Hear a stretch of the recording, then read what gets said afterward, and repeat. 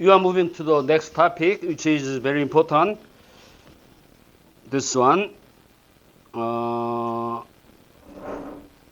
This is chapter 9. So chapter 9 is about the frequency domain analysis. Maybe over the several weeks, we studied the frequency response of a linear system or frequency response of transfer function of a linear system very hard. Okay. The purpose of doing that is to study this one, chapter 9. Chapter 9 is very long chapter. It has many things. So I divided it by 2. So part 1 is chapter 9.1. So chapter 9.1 is related with, I call it stability in frequency domain. Right? The content of this is analyzing the stability of linear system using the frequency response. Okay, so more appropriate subtitle is stability evaluation of linear system using its Fourier response, frequency response. So I call it stability in frequency response. This is very important topic. So you are entirely dealing with the stability of the system. And the next part of chapter 9 is about the dynamic performance of the linear system other than stability. Okay, stability is the most important thing. So we have our prime interest in stability, and other than that, other performance is also important. So we'll deal with that part in the part 2 of this chapter 9.2. And after that, we'll start discussing the design of the feedback system. Eventual goal is the design of feedback system for the robust stability and the desired dynamic performance. That is the final goal of the system. Okay, so this topic, this stability frequency domain, is important, and it is a little bit difficult, not really difficult, but it requires some basic thing from the complex analysis. Okay, I make it as easy as possible, but I think I know I need to slow down a little bit because we are passing the very important part of this. Okay, so let me start with this. Chapter 9, part 1, introduction. So we have this system. So this is a closed loop controlled system. Is reference input, and this is output. This is feedback with unity feedback. Okay. So I told you many times this is the very simple structure, but the result can be adapted to all the systems in general. Regardless of the complexity of the system can be simplified in this manner. So now you have this, and this is a process. This transfer function is GS. Okay, we call it process or plant, like power plant. Okay, this is given. And this is GCS.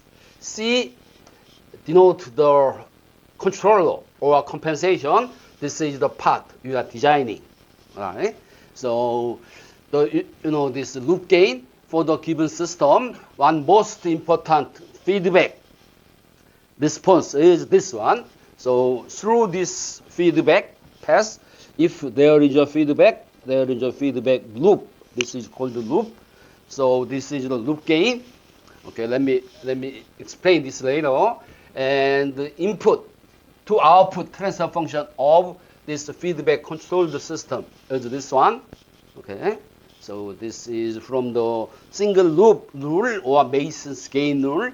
Okay, and this is given, and the denominator of this is very important, and this quantity is called the loop gain. Okay, the formal definition of loop gain is, can you see this?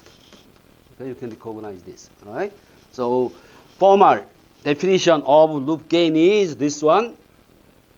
So this is, we call it loop gain, and the formal definition of loop gain is negative, one additional negative gain product of functional block in the feedback path. So you have GS is here. You have this negative feedback, Okay, so we have minus sign here, and this minus is coming from the definition. We have GCS. Okay, so then this, so they cancel. So usually this times this is called the loop gain. Is the most important transfer function. More important than the any transfer function in the system. You may think the input to output transfer function is the most important. That's not true. The most important transfer function is this loop gain transfer function, right? So this equals 0. Loop gain equals 0. So okay, 1 plus GCS times GS. This term is loop gain, and 1 plus this loop gain is given by polynomial. That polynomial is called characteristic polynomial, and characteristic polynomial equals 0 is called characteristic equation. Okay, this is most important because it carries the whole information about the stability of the system and about the majority information about the dynamics of this closed loop system. So this is the most important. Okay, so you know this, if this characteristic equation has root in RHP of S-plane, then system is unstable. Okay, so for example, let's assume you have this case. So this is S-plane, sigma j omega. One complex root is here, then its complex conjugate should be the root 2. And we have this and this. Okay, this is RHP. Right hand plane has this root, then system becomes unstable. You know that, right? Because of the definition of the Beaver stability, and we went through some analysis using the impulse response, and based on that, we have 3 equivalent but different statement of stability. One is Beaver stability, the other one is the impulse response, and the last one is location of the root. Okay, so that's same equation, but that's same information. The last one is the easiest one to understand and to analyze and to use. Okay, suppose you have root, a pair of root here, and the length here is omega n. From the origin to this point, length is omega n, and this angle is theta. Then cosine theta is the parameter called zeta. Okay, so if you have root in the RHP plane here, and for given omega n is the length of the point from the origin, and then you know this, and its impulse response will be like this. It will be growing. Okay, then this frequency of this oscillation is 2 pi divided by omega n, right? And this increasing rate, this is exponentially increasing, then is given by E2 J, not J,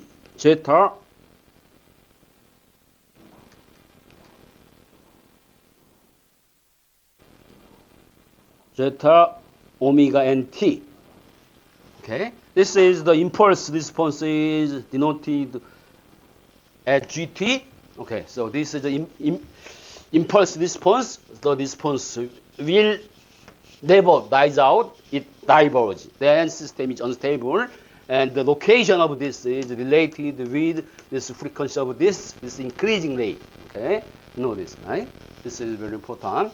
For the step load response, so consider now step load response is something similar to this. Okay, it will be something similar to this. Okay, and this value is 1 because this is the unit step response UT. So this is unstable, and you don't want this. Okay, so there are 3 different interpretations of the Beaver stability, And the pivot stability definition itself is very abstract, but you can easily understand. If system is unstable, something oscillates. Growing oscillation will appear. Okay. Otherwise, the oscillation will be die out. Okay. And if this root is on the imaginary axis, it will exponentially grow or exponentially decay, something like that. Okay. But this is a very general case. And this root is on the imaginary axis. It generates oscillation. But this rate, this axis, zeta is 0, then this is 1. Okay? So this remains the constant. That means sustained oscillation will go on forever. Okay? That is the oscillator. If you want to design, to build the oscillator, you need to place the pole root of this characteristic equation on the desired location. Okay? We went through this. Right? Okay. So we done this Laus-Heusch analysis. So this is given. So this is given as a polynomial equals 0. Then Laus-Heusch analysis allows us to determine the stability of the system, namely the presence of this unstable pole, using only its coefficient, using the table. Okay, and there are some rules. The boundary of something, when this root crosses this imaginary axis, on the imaginary axis, the system will oscillate. If we cross this and go to RHP, previous one was sustained oscillation. It crosses this imaginary axis, it will generate growing oscillation, something like that.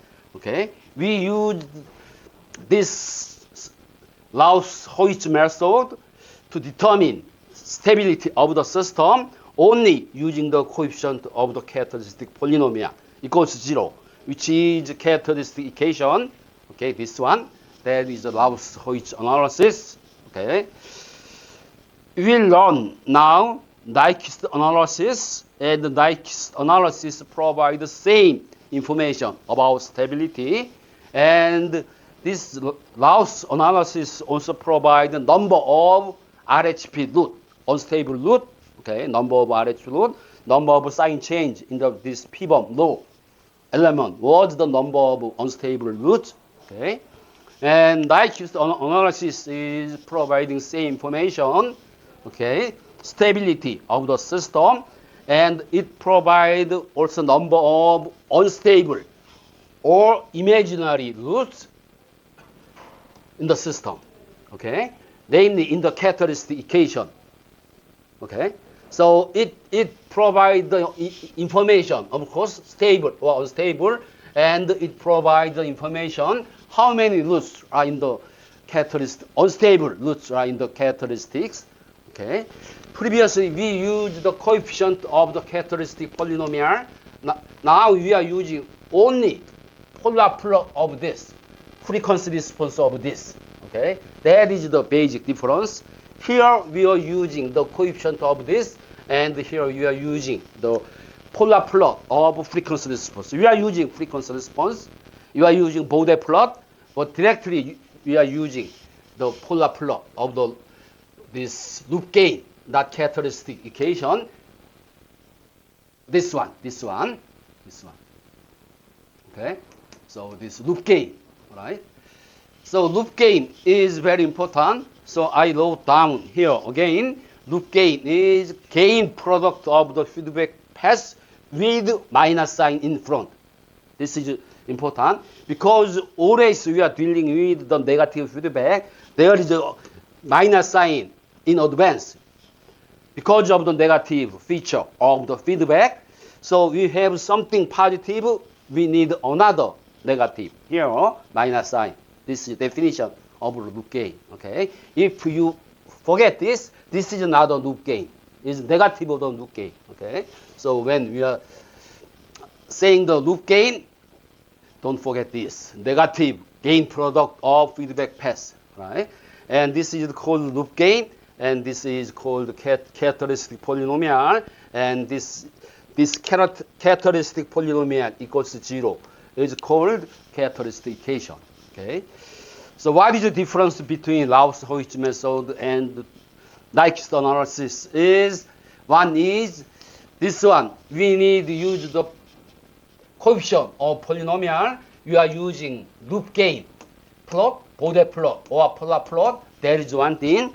More important thing, extremely important thing is this Nyquist analysis provide the information about the relative stability. Last lecture I mentioned the relative stability. Relative stability is the degree of being stable. It is stable, but it specifies how much stable it is.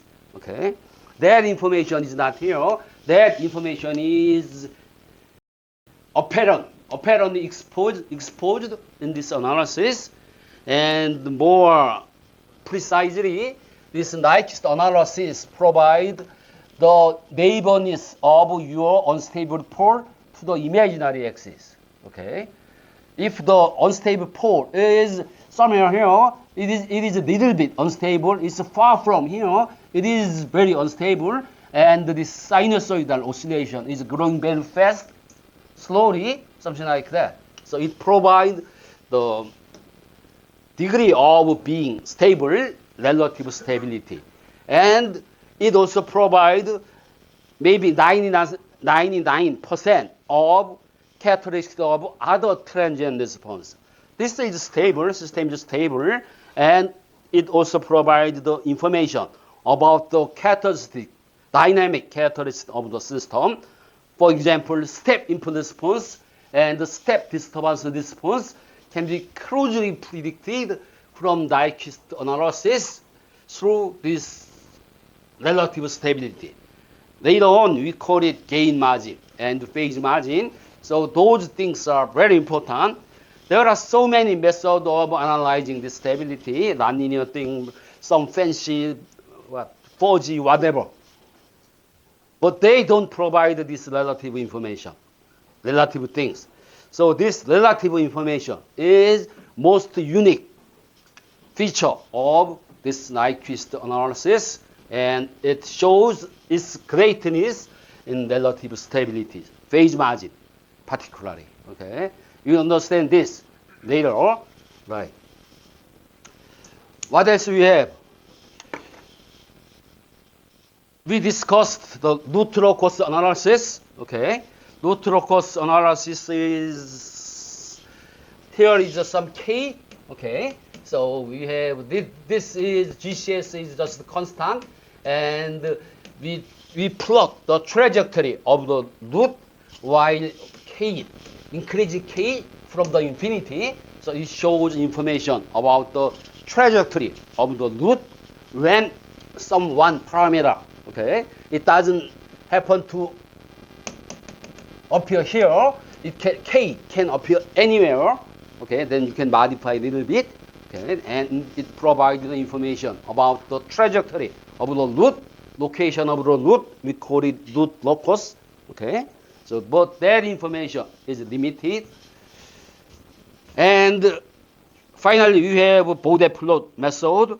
Bode plot method is provide all the information obtained here. All the information is available from the Bode plot analysis, and Bode plot has extremely useful feature.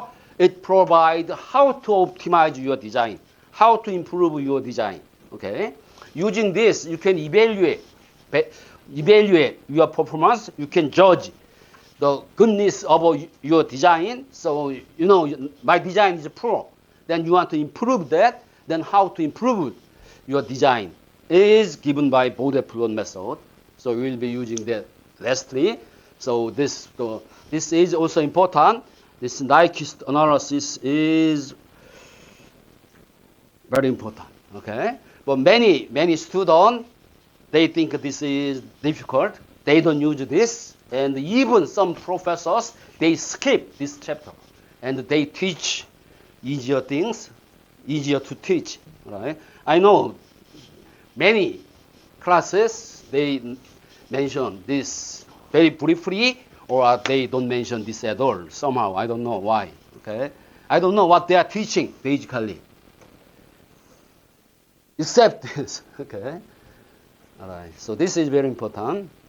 It takes some effort to understand this. All right. So this is the final result of the Nyquist analysis. So I'm showing the final result in simplest form. So quick glimpse. I need M here.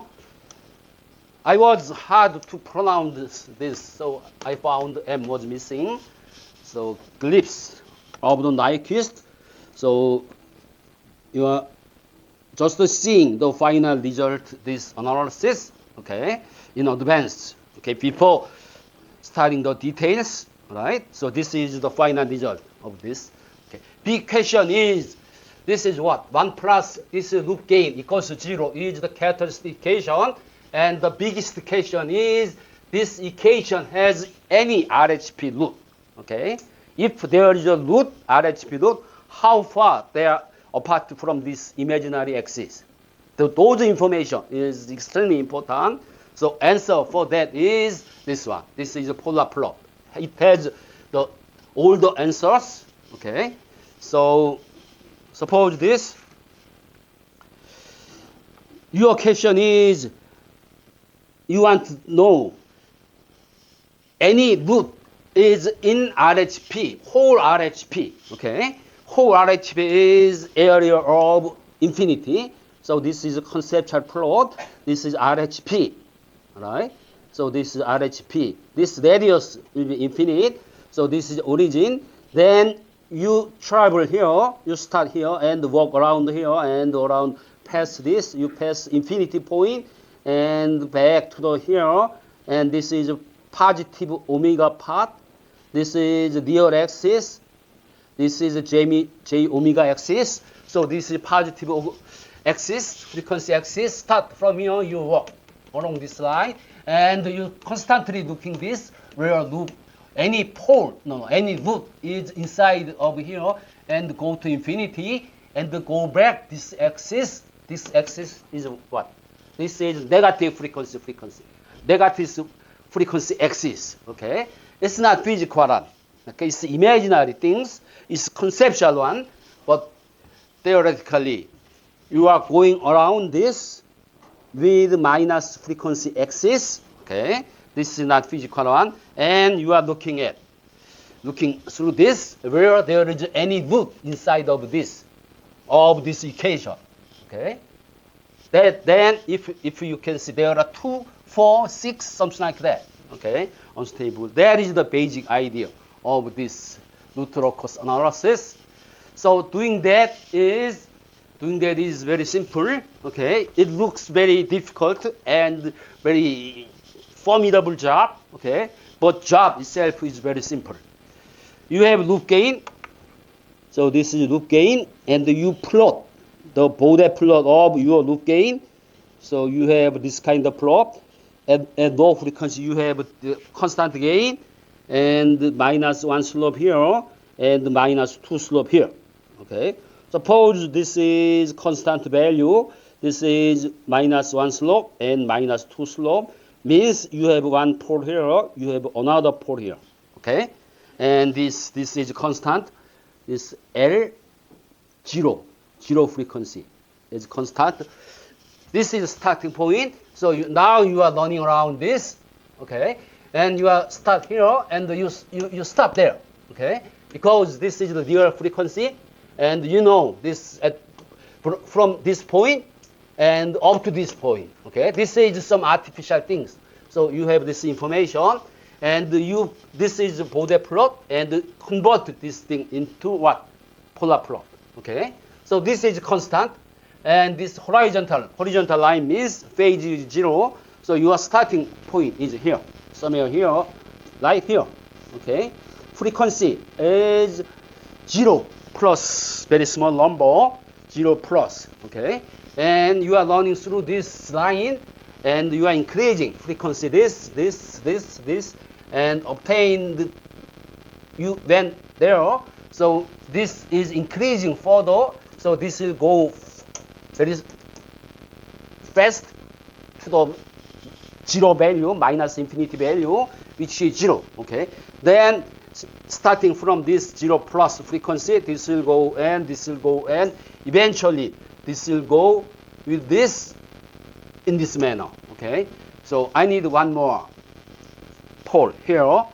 That means -1, -2. I need one more. Right? Let me fix this. That was the 2 first. -2. So we have 0 here, and we have -3, another pole. So it has 3 poles and no 0. Okay. Then final phase is this one is -270. Okay. So this will go this direction somehow. Okay. We don't know exact information yet, but we'll go like this. All right. Then you went there, and mathematically this plus infinity and minus infinity, they're the same. Okay. They are in the same place. They are the infinity place. So this is infinity plus, and also this is infinity negative. So this whole path is just reduced to this origin, just one point. Then it start this negative frequency. How to plot the frequency response with negative frequency? Very easy. That is just a mirror image of this. Okay. So this is for the positive frequency from 0 to infinity, and this is plus infinity. It is same as negative infinity. You should accept this. Then draw this mirror image of this. This is the axis of symmetry, mirror image of this, and you plot this. Okay. So this is entire polar plot of your loop gain running around this whole RHP plane. Okay. So from this plot, you want to have the information how many loops are there. Okay. The Nyquist analysis provide the exact information about that. Right. First, this is a critical point. This is the unit circle. This radius is a unit. So this is a unit circle. This is a unit circle. And point here, and you start here. Then if to arrive this, you should go through this. Okay. This means intersecting. Okay. Encircling. So this plot is encircling to get this around.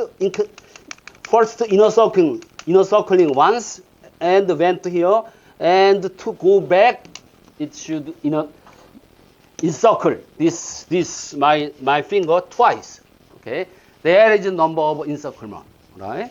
So n is 2. Okay, so because of this plot, you found out this encircling twice my finger, blocking this my finger twice. So n is 2, right?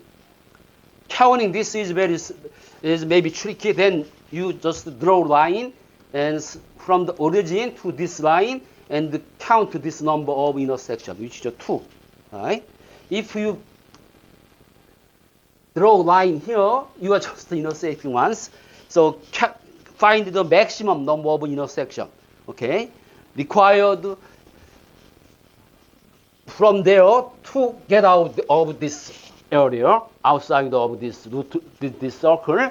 Their number is n. Okay, and this is this polar plot for the positive frequency. And if you draw this, then you just copy this, take the mirror image.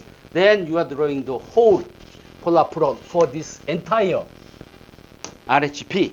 Okay, so this is a mathematical things. So here n is 2. Sometimes you will have this kind of plot. Maybe you start here, okay, same point, but it will go like this. Final phase is what? -90. Then you will have this. N is 0. Okay. Sometimes you will have this. You will exactly pass this point and this point. Okay. So this trajectory is not encircling this. It is just passing this point. So this is a very critical point. Okay. There is another case. So you have 3 different cases, not encircling this point, okay, and doing like this, or just passing this point and going like this and encircling this twice or 4 times, okay? It depends on the characteristic of this, right? So this is the basic idea of this Nyquist analysis, okay? So you calculate this. You are not calculate. You find out this from the polar plot of your loop gain. But there is a one formula, okay? Very famous formula. N equals G minus P, okay? N is number of encirclement of this minus 1 point. You observed from the polar plot of this, okay? Previous N was 2, right? And G is number of RHP root, unstable root, okay?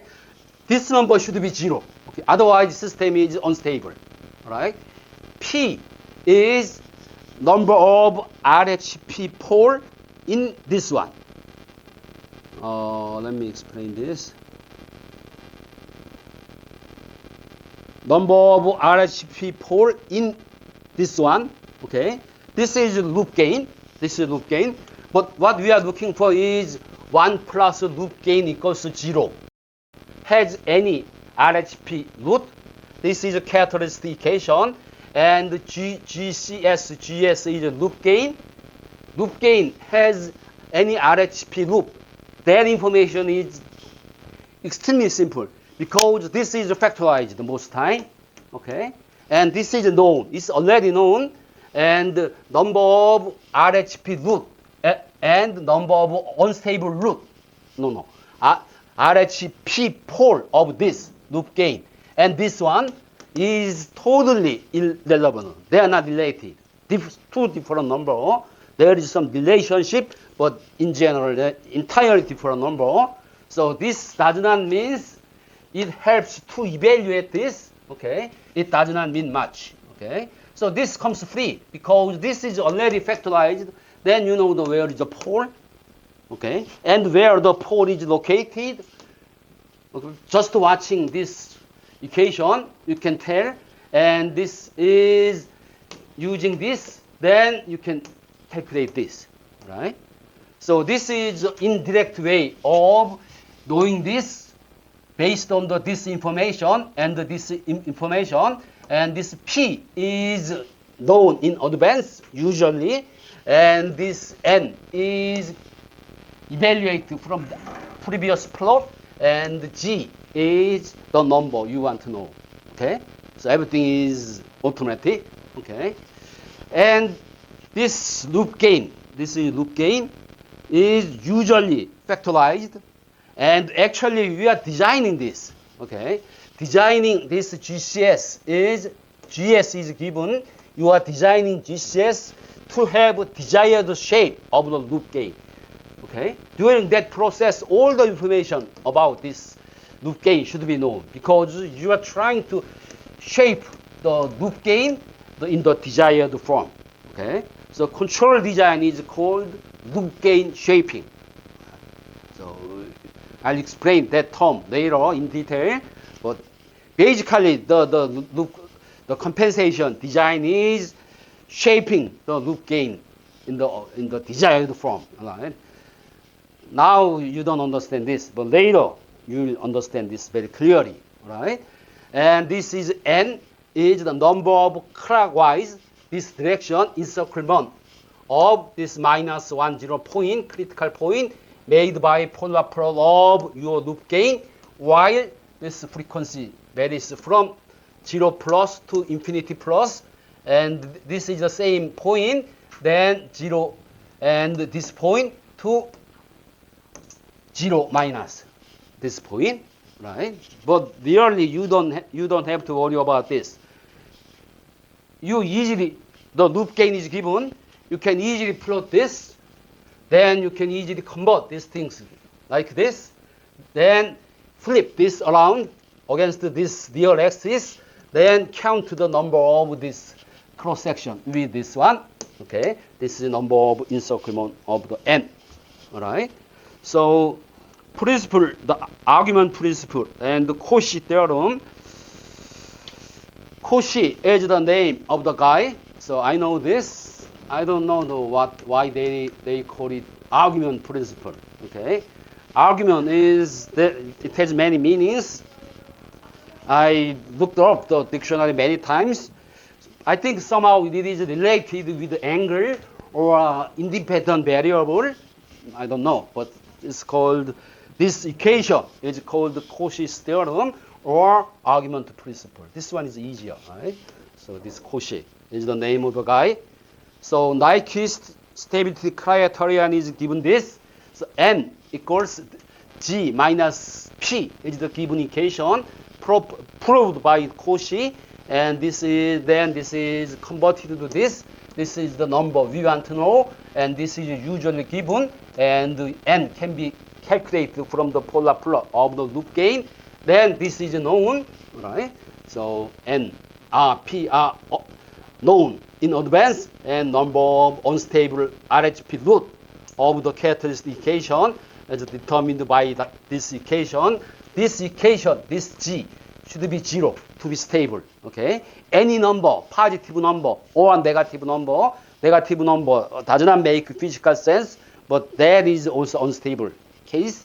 So this should be 0 all the time. Then system is stable, otherwise the system is unstable.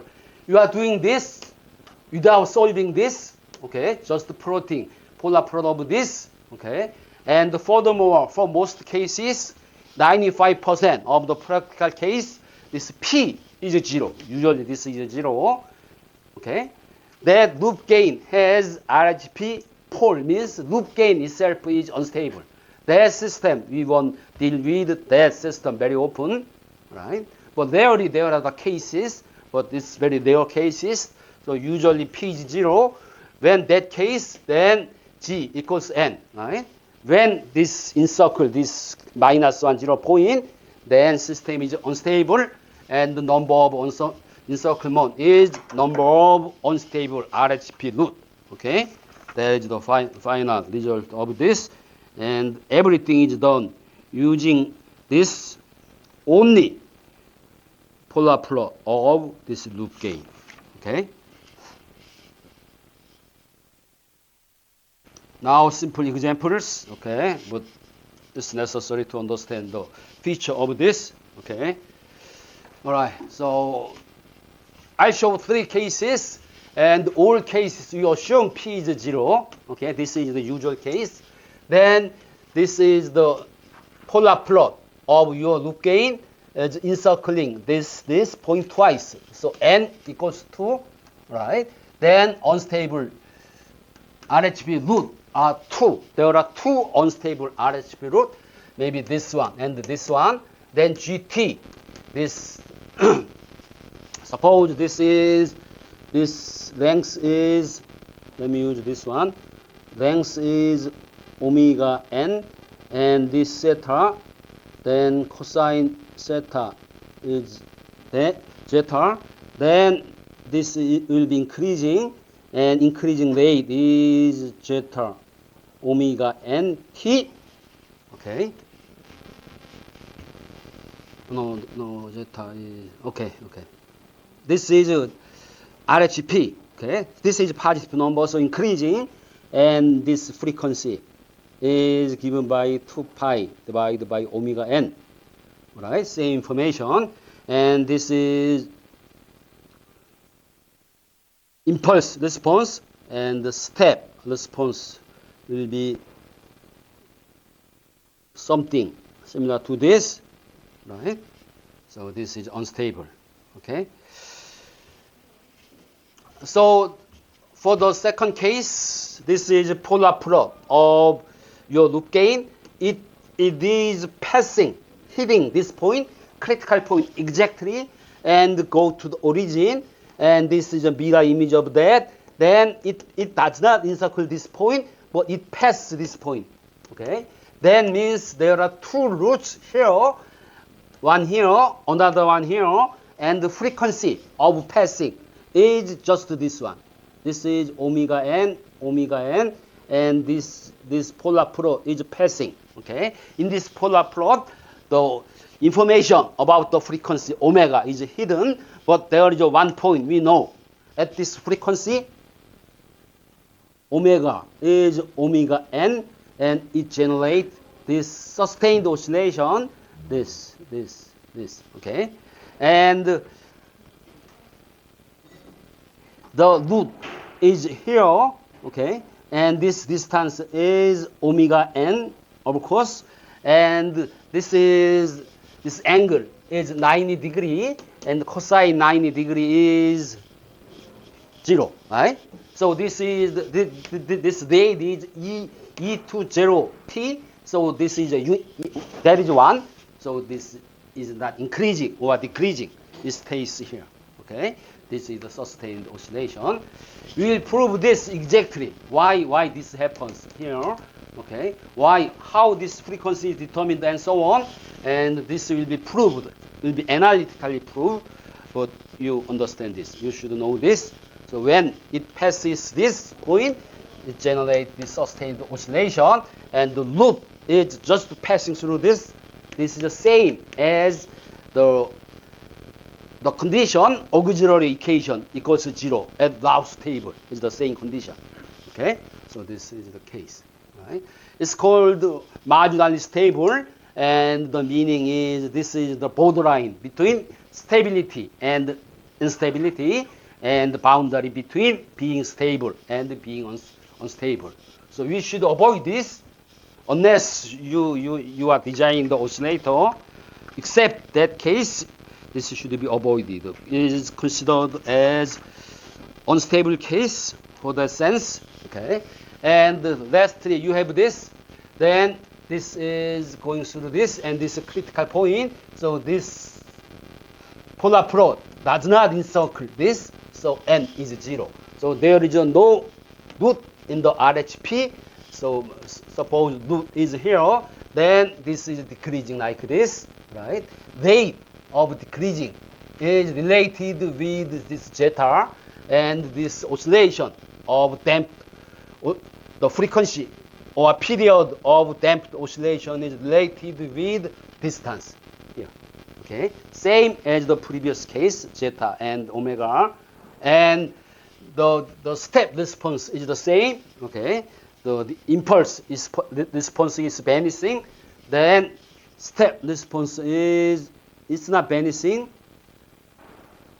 It goes to this desired value 1. Okay, so this is GT. This is UT. Right. So this is GT. Then UT is it goes like that.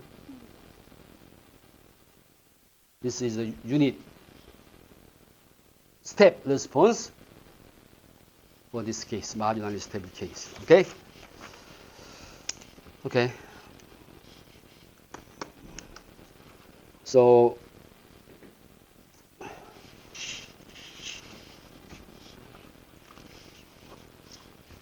some additional examples, practical examples are here. This is the system. This is the feedback controlled system. So this is a plant, and this is the compensation, and Kc can be varied. Okay, so suppose now Kc is 1, then maybe we increase Kc later. Okay, somehow Kc is 1 for this case. Kc is 1. Then Ls loop gain is this one. Ls GCS times GS is this. There is a Kc. Kc is 1. So this is 1. Okay. So this is a frequency response form. Then Bode plot of this. DC gain. This is 0. This is 0. This is 1000. Then this is a 6 dB. And you have pole at 1 frequency. And you have another pole at 100 frequency. So it starts from this 6 dB and decrease minus 20 per decade. And this is the 2 decade, 110, 100. So it decreased by 40 dB. So 20 dB. And slope here is decreased from minus 1 to minus 3. The slope is this one. Okay.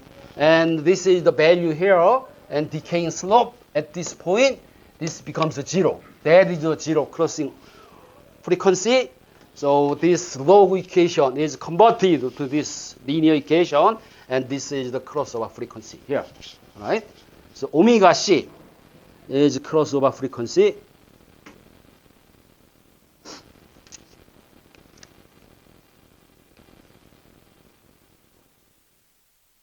One hundred square root to 10. What is the square root to 10? 3.162 is square root of 10. Okay, that number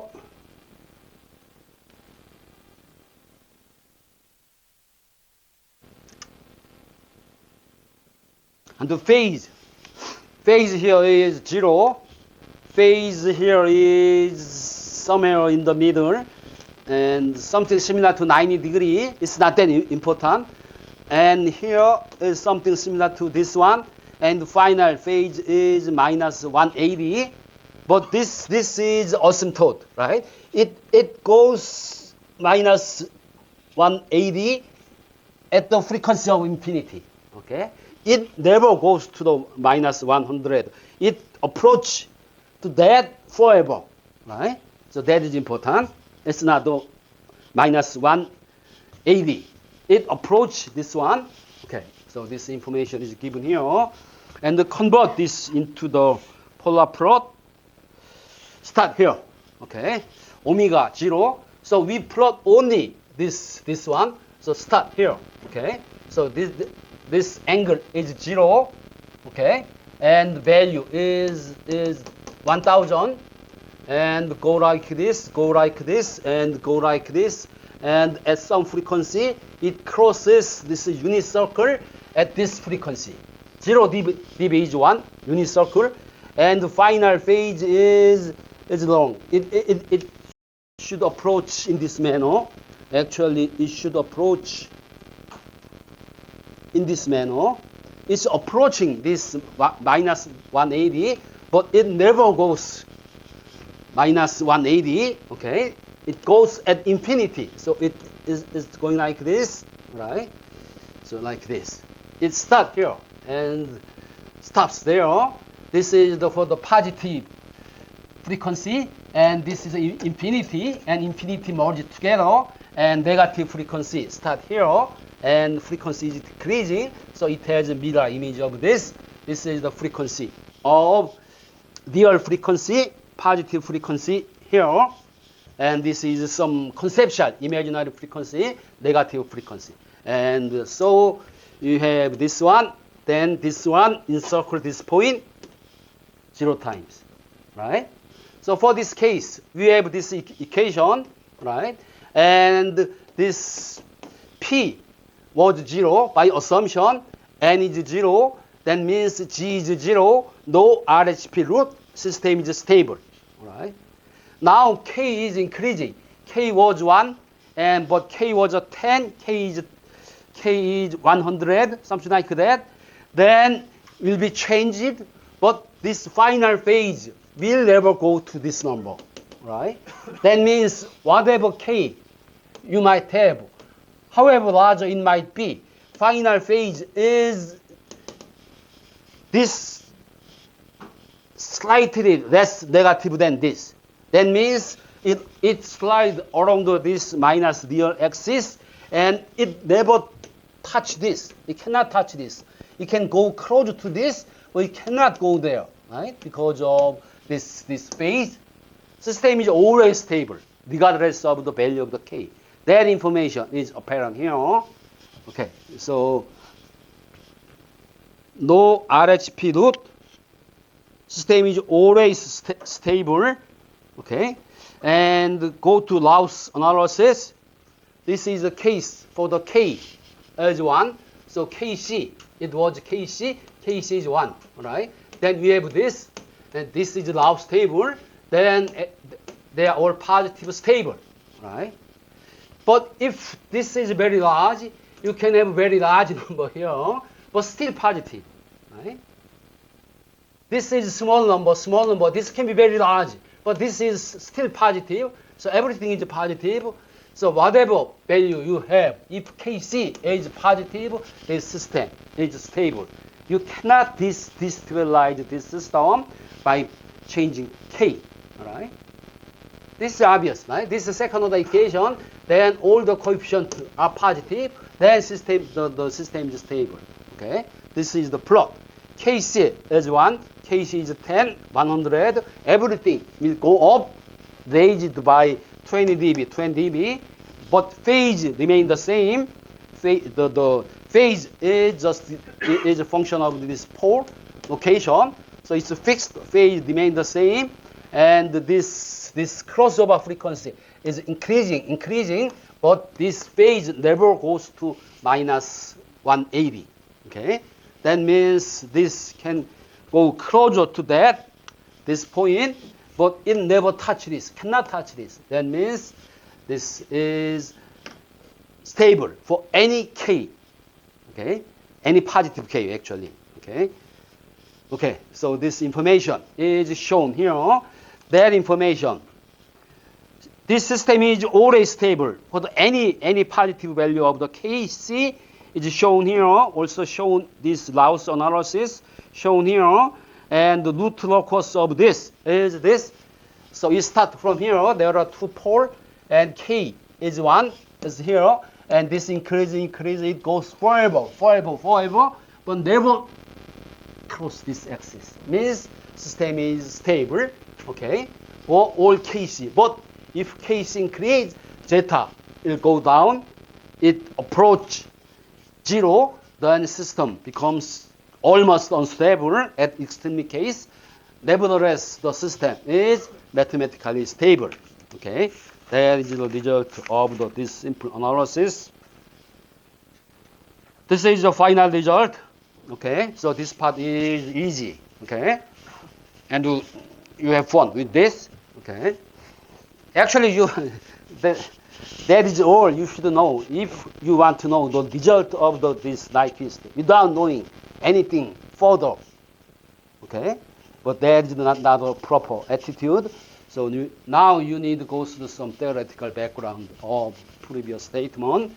So you need some concept of complex analysis. Okay, complex number analysis.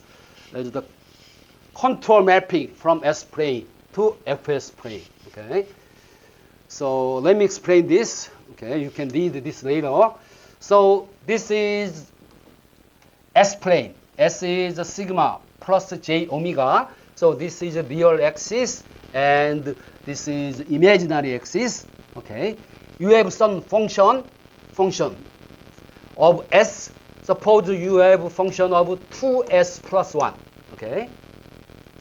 If at this one point you have a corresponding value for this fs, then you put that point somewhere here, then this point will be mapped to this point.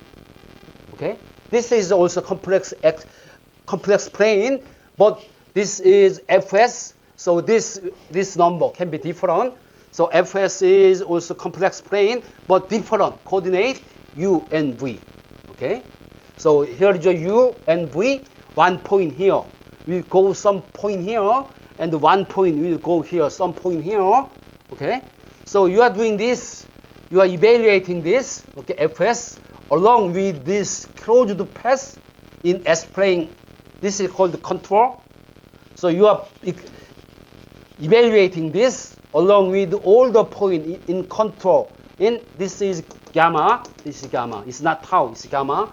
Gamma S is the S-plane contour, and with this fs, then in this plane, fs plane, you have another contour, will be different. Okay, it looks similar, but this is arbitrary plot. Okay, so maybe you have this kind of plot. You have plot this circle at this location with this strange shape, or you have this circle like this. Okay, so this is arbitrary circle, something like this. Okay, all right, and this axis is u and v, and this axis is sigma plus omega. Okay, This is called contour mapping. Okay. So contour mapping is a mathematical operation of projecting a closed loop contour. All the point along the a closed loop is important. Closed loop contour into S-plane defined by new equation of this through this Fs. Okay, you understand this? There are many contour mapping. Among them, there is one special contour mapping called conformal contour mapping. Conformal contour mapping is what we'll be doing is conformal mapping all the time.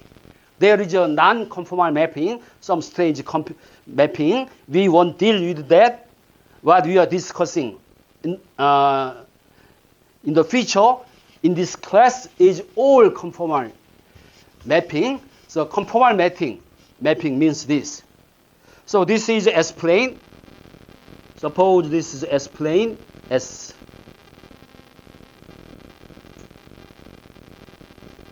And this is the Fs plane. Okay. So here are two curves in S-plane, C1 and the C2. Okay. You are not talking about this closed loop contour, just some line. Then this line will be mapped here, C1 star and the C2 star. Okay, will be different. Okay, shape and everything will be different. The remaining same is the angle here. Angle of two these curves at this point, at one point, this is alpha. Okay. Then angle here at that point. At that point, angle remain the same. Okay. So this angle and this angle remain the same, including the sense of the angle. So sense of angle means this is the sense of angle is defined in this direction. Then in Fs plane, the mapped curve, two curves are from alpha angle in the same sense. This kind of mapping is called conformal mapping. Okay. So we will be dealing with Fs is this kind of a function, rational function of the S. For that case, every mapping is conformal mapping except special point.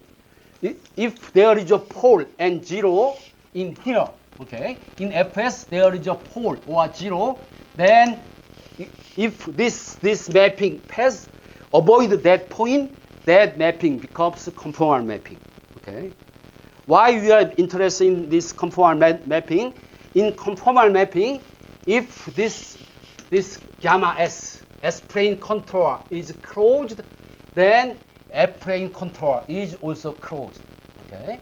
It is closed, it circles twice but closed.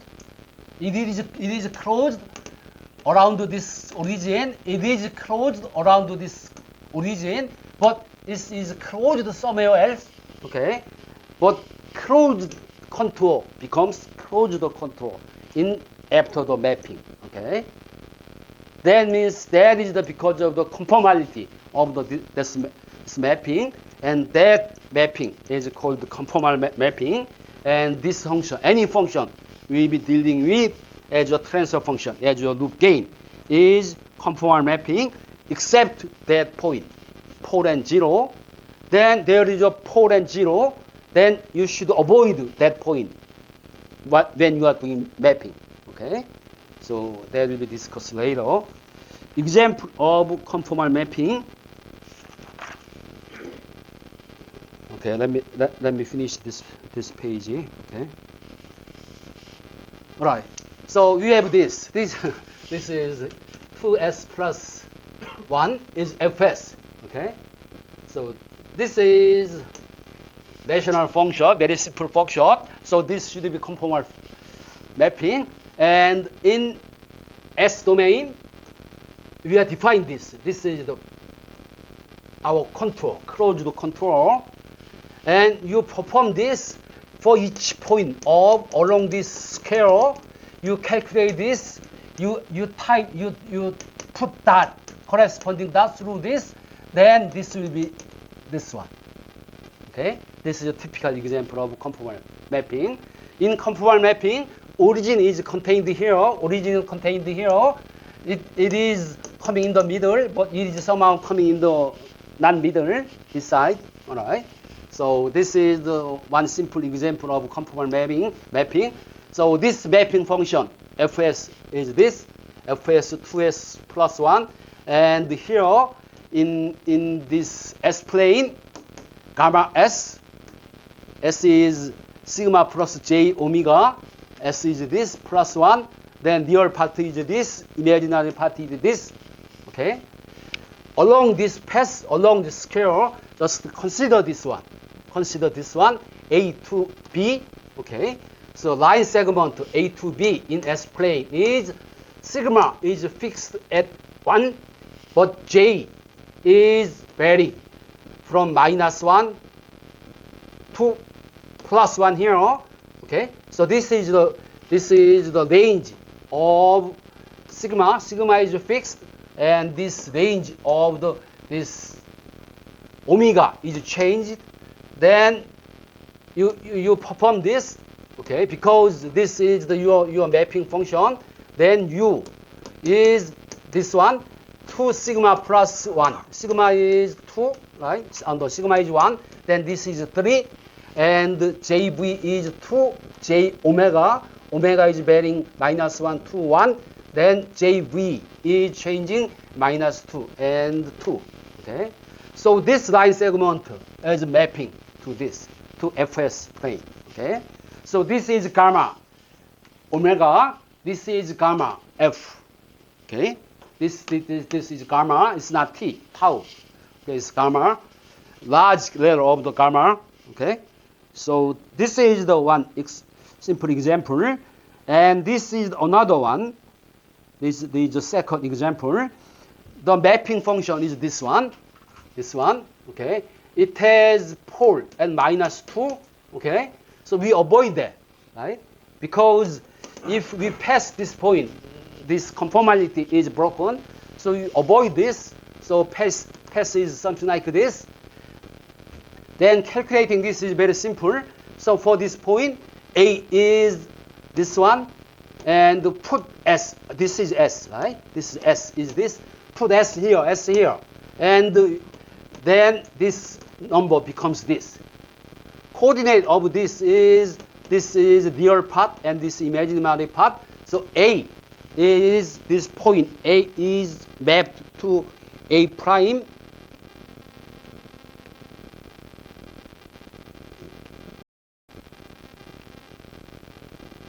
This is mapped to A prime, B prime. This is C prime, and this is D prime. Okay. So this point is mapping there, and somehow it is connected like this. Okay. Maybe you can calculate this, and you can have the exact plot or something similar to this, right? Because of this. Okay. The conclusion here is a closed path, closed gamma in S plane generate closed gamma at FS plane. Okay. That is because a closed contour in S plane becomes a closed contour in FS plane, because this is conformal mapping. This type of mapping is called conformal mapping.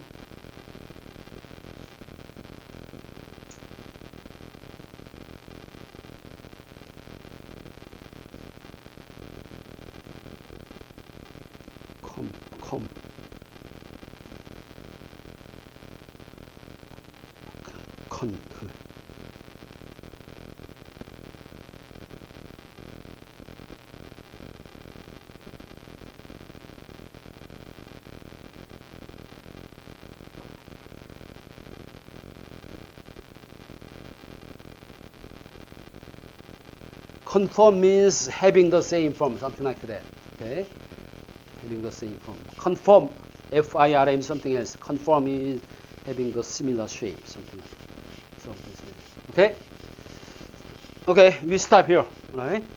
So next week we will be talking about the remaining part of Cauchy theorem, and this theorem is the most important theorem for the Nyquist analysis. All right? Okay, thank you. See you next week.